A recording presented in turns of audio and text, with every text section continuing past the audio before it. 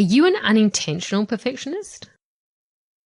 I looked at my own experiences of operating as a perfectionist. The most obvious was when my 3 boys were 4 and 2 years old and I had a 14-day-old baby. And Fred left for China on a 2-week business trip. I was determined to keep it all together with virtually no support other than a babysitter for a few hours twice a week and meals supplied by generous friends. I actually thought I was pursuing excellence. However, on reflection, it was the perfectionism which came crashing down around me. The perfectionist's worst nightmare. My 2-year-old contracted school sores but was trying to cuddle the new baby at every opportunity, so I was constantly in germ protection mode. My 4-year-old had an allergic reaction to an immunisation shot and was on cortisone. My new baby seemed to cry most of the time. I was hypervigilant, hyper-responsible and hyper-sleep deprived. And to really drive home the point that I was doing too much, I got folliculitis and a painful case of mastitis. The thought of those days and nights breastfeeding an unsettled baby when I had a fever and excruciatingly sore boobs still unsettles me and is a powerful reminder of what not to do. So while refusing to be seen as struggling and vulnerable, I was pushing myself too hard and my body was pushing back even harder. When friends and well-wishers dropped in to visit the new baby, I made sure everything was in order, that the kids looked well cared for, that the house was neat and everyone seemed content. I was focused on what people would think and my ultimate goal was to look as though I was in total control, regardless of the challenging circumstances. I wanted to raise the bar and make it look easy. But what would have helped me to move from perfection to excellence was showing vulnerability and asking for help. I would have also benefited from giving myself permission to be less than perfect and showing myself some compassion and love.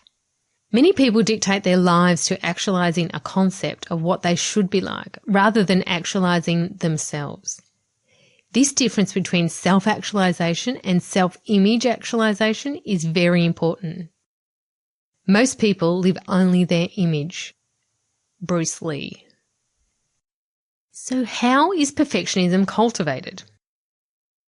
Well-educated, intelligent women would not wittingly choose to chase perfectionism. However, the code breeds perfectionist behaviours and we try to measure up all the time. I think it comes from our parents and then the school system, and it's just all throughout society. Boys go out, they fail, they're brash, they're arrogant, and they scrap in the play yard. We're supposed to be very well presented, quiet, agreeable, and perfect.